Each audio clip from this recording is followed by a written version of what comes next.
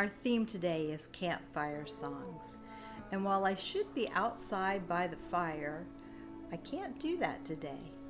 It's nice and sunny right now, but over the last couple days we have had lots of rain at my house. And so the firewood is all wet, and there is no way I'm starting a fire with that. But that's okay. We can still talk about those campfire songs no matter where we are. Maybe you can hear some music in the background even now. Let me pause it for just a minute. You know, when we're at church camp, we sing a lot. We sing around the campfire. We sing when we walk from one place to the other. We sing during worship. We do lots of singing at camp. And the story we're going to hear today is about somebody singing. You see, in the Bible, we're told over and over to sing praises to God. And that's what we're going to do today. We're going to hear a story that you probably know. We heard it just a few weeks ago about some people who sang praises to Jesus. Our story comes from the book of Luke, chapter 19, verses 28 through 40. You remember the story. It goes like this. See how much you remember.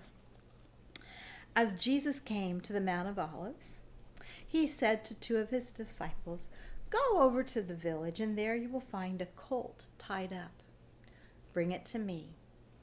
And so the disciples did just exactly what Jesus said. They brought the colt, and they threw their coats over it. And as Jesus approached the road leading down from the Mount of Olives, a whole throng of his disciples began to rejoice. Remember, they put down the palm branches and their coats, and they made a special path for Jesus. They praised God with a loud voice because all of the mighty things they had seen.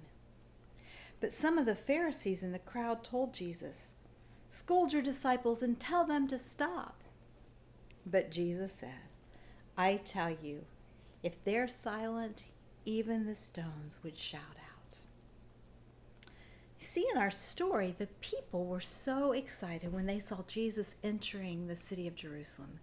They didn't know what else to do besides sing praises to him. You know, that's kind of how it is with us.